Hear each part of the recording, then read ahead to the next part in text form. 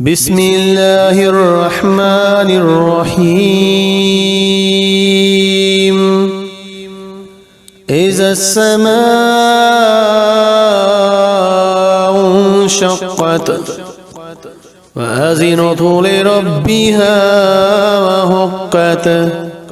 وإذا الأرض مدت وألقت ما فيها وتخلت وأذنت لربها وحقت يا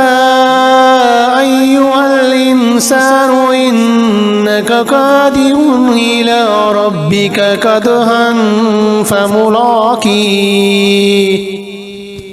فأما من أوتي كتابه بيمينه فسوف يحاسب حسابا يسيرا وينقلب إلى أهله مسرورا وأما من أوتي كتابه وراء ظهره فسوف يدعو ثبورا ويصلى سعيرا إنه كان في أهله مسرورا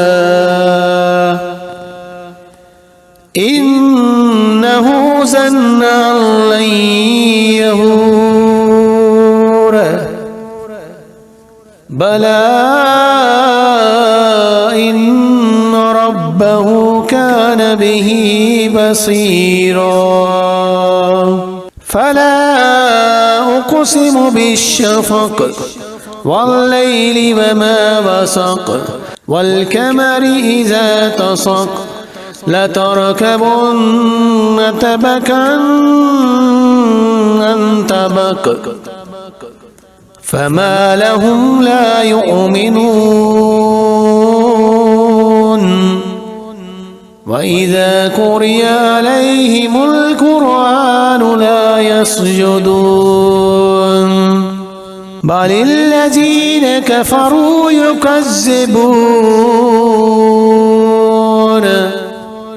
والله أعلم بما يوعون فبشرهم بعذاب أليم إلا الذين آمنوا وعملوا الصالحات لهم أجر غير ممنون